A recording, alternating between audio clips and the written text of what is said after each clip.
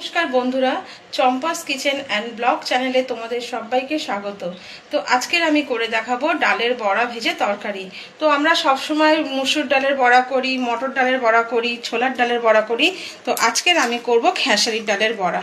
তো চলো ডালগুলো বেটে নিই। ডালগুলো আমি অনেক আগে থেকে ভিজিয়ে রেখেছিলাম, নরম হয়ে গেছে, এবার আমি বেটে নেবো।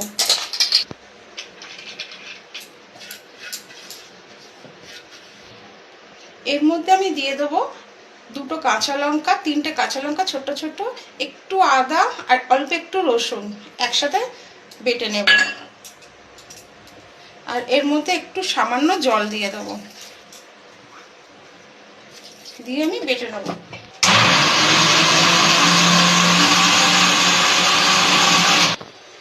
দেখো এরকম ভাবে বেটে নিয়েছি মিক্সিতে। এবার আমি এর মধ্যে দেব অল্প একটুখানি হলুদ আর একটু নুন। এর মধ্যে তো আমার আদা একটু রসুন আর দু তিনটে কাঁচা লঙ্কা। বড়ার তরকারি করতে লাগছে আমার আলু কেটে ধুয়ে নিয়েছি, আদা রসুন বাটা, টমেটো কোচানো, পেঁয়াজ কোচানো আর কাঁচা লঙ্কা ছেঁড়া আর একটু তেজপাতা। তো এবার আমি শুরু করব। কড়াই বসিয়ে দিয়েছি, কড়াইতে আমার তেল দিয়ে দিয়েছি, তেলও গরম হয়ে গেছে। এবার এক এক করে আস্তে আস্তে করে বড়াগুলো আমি ভেজে নেব।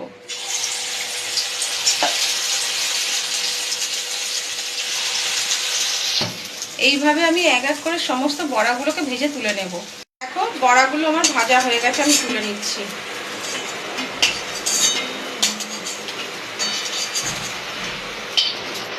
এইভাবে আমি সমস্ত বড়াগুলোকে ভেজে নেব। বড়াগুলো আমার এক এক করে আমি সব ভেজে নিয়েছি। এবার বড়া ভাজার যে তেলটা আছে এই তেলের মধ্যে আমি আলুগুলোকে ভেজে তুলে নেব। আলুগুলো ভাজা হয়ে গেছে, এবার আলুগুলোকে আমি তুলে নেব। তেজপাতা দেব। এবার আমি কোচানো পেঁয়াজ দেব। কোচানো পেঁয়াজটা দিয়ে একটু ভেজে নেব হালকা। পেঁয়াজ হালকা ভাজা হয়ে গেছে। এরপরে এর মধ্যে আমি দিয়ে দেবো আদা রসুন বাটা আর টমেটোগুলো দিয়ে দেবো। দিয়ে আমি এটাকে কিছুক্ষণ নাড়াচাড়া করে নেব। আমার হয়ে গেছে, কিছুক্ষণ নাড়াচাড়া করে নিয়েছি। এবার এর মধ্যে একটু জল দিয়ে দেবো। এবার এর মধ্যে আমি দেব পরিমাণ মতন হলুদ, পরিমাণ মতন লঙ্কা গুঁড়ো। কাঁচা লঙ্কা দিয়েছি আমি, আন্দাজ মতন বুঝে লঙ্কা দেব। এবার পরিমাণ মতো নুন।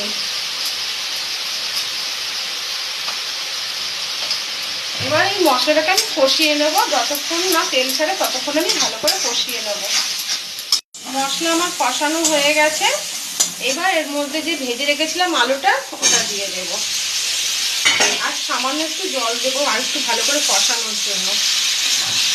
এটা আমার কষানো কমপ্লিট হয়ে গেছে। এবার আমি এর মধ্যে জল দিয়ে দেবো। একটু জলের পরিমাণটা বেশি করে দিতে হবে, কারণ বড়াটা দিলে সব ঝোলগুলো বড়ার মধ্যে টেনে নিয়ে তরকারিটা একদম শুকনো হয়ে যাবে। সেই জন্য একটু জলের পরিমাণটা একটু বেশি দিতে হবে।